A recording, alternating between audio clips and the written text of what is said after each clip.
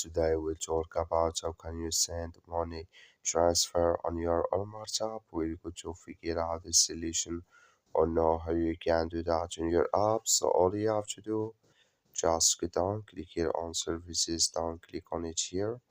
So then you come to next step here. It's going to show for you like this here.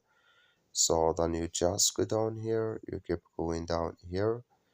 So then you click here on money transfer, click on it. Then when you just click on it, come to next step here. So then you come here to send the money, click here on get start. When you just click on it here, then it's going to show for you like this. And here can you select or can you open it with Google here. So then it's going to take you to send or transfer money on your app. That's all you have to do. That's all. Thank you for watching. Don't forget to support us by like and subscribe.